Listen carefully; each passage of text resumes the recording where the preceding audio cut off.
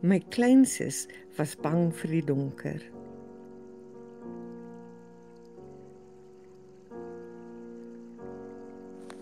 Toe my kleinsus in die bos verdwyn het ek geweet dit is my skuld. Toe haar lijk gevind is my hartseer bemoeilik deur 'n mengsel van skuldgevoelens en skaamte. 'n Diep hartseer wat my nie eers toegelaat het om te huil nie. En ek het geweet dit is hoekom sy by my spook. Ek het dit verdien. Ek sou in die nag wakker word en haar daar sien langs my op die bed. Ek is bang, Sarah. Dis so donker. Net lank genoeg vir my om haar traanbevlekte gesig te sien skyn in die naglig wat ek begin gebruik het. Toe is sy weg. Sy was net 5 en sy sou vir altyd 5 wees. Ons het almal daardie dag die roetes gestap. Ek, ma en Jenny. My ma het natuurlik gestop om met 'n vreemdeling by die vurk in die pad na die spruit te flankeer. So ek het aanhou loop met Jenny agter wat na elke gogga en blom gekyk het.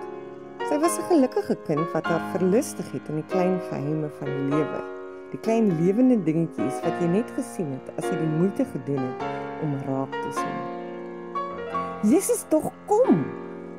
Ek het geskree, terwyl sy vir my ten minste die 10de keer vertraag het. Ek gaan jou agterlaat as jy aanhou om dit te doen. Dit word loop genoem, nie stop nie.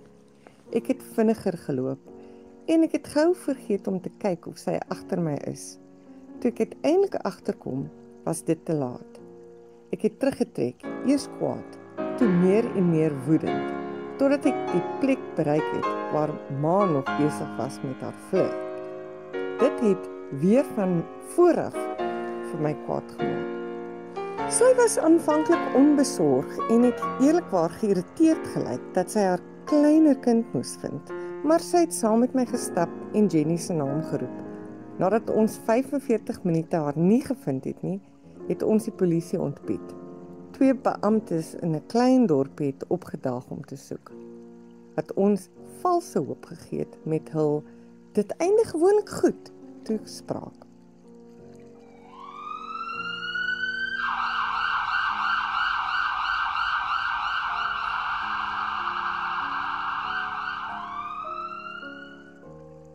Hulle was reg oor een ding. Ons het haar wel gevind. Dit het nie lank geneem nie, net 'n paar uur. Ek het nie haar liggaam gesien nie, maar ek het die 2 polisiemanne gehoor. Die een was gebukkend besig om te braak. Trane het oor sy gesig gestroom, terwyl die ander een dit ingeroep het.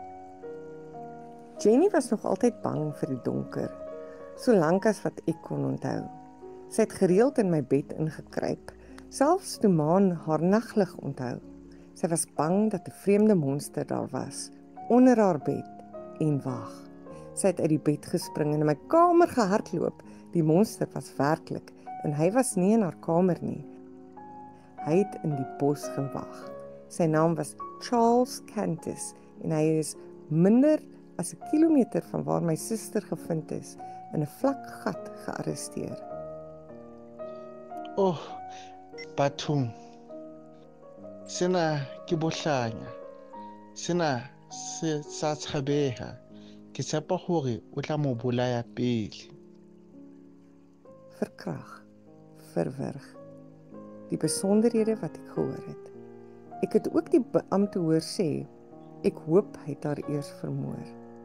Dit is nie 'n detail wat jy vergeet nie. Sy arrestasie het geen afsluiting gebring nie, want ek het geweet dat alhoewel hy die middel was hoe sy gesterf het, ek die rede was. Ek het slaap verloor en gewig verloor, en dit het gewys.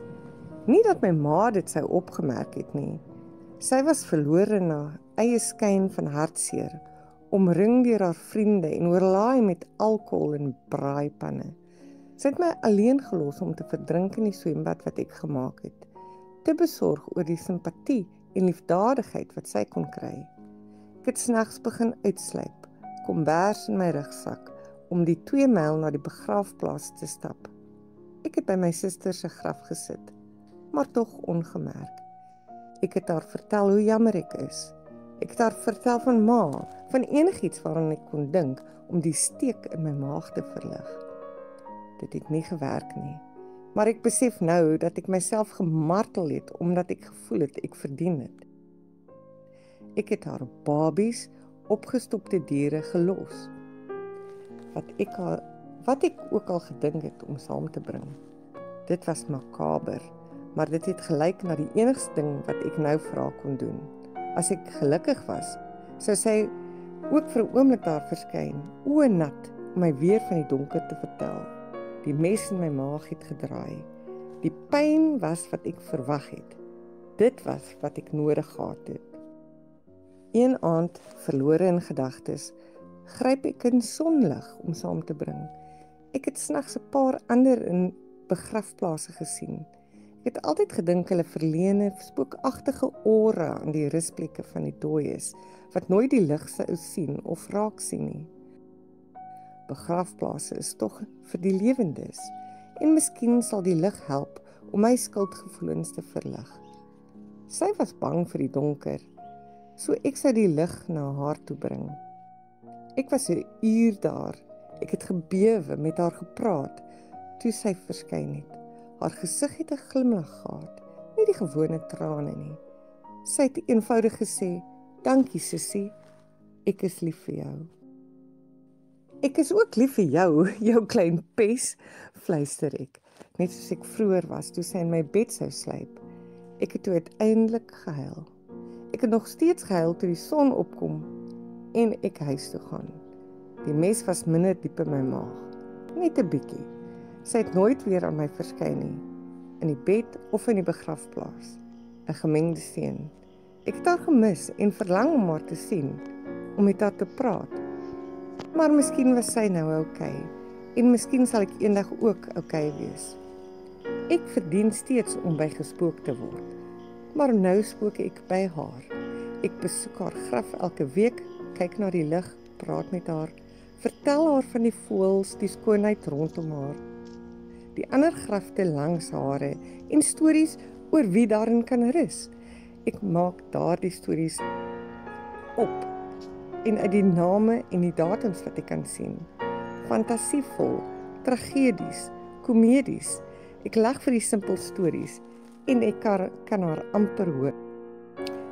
Ek het ook begin om ligte by hierdie vreemdelinge se laaste plekke te voeg. Van die straat af groei die begrafplaas soos 'n swerm vuurvlieggies wat vir ewig bevrore in tyd aan die brand gesteek het. Beweeg die duisternis verder weg van waar hulle almal is. Ek kan net hoop dat hulle in vrede is, want ek het in elk geval geen bewyse nie. Ek het net die stories en die ligte en die herinneringe aan my kleinsus wat vir ewig 5 sal wees, die goggas jag, die blomme ryk en in die sonskyn glimlag. Lisa Philipson.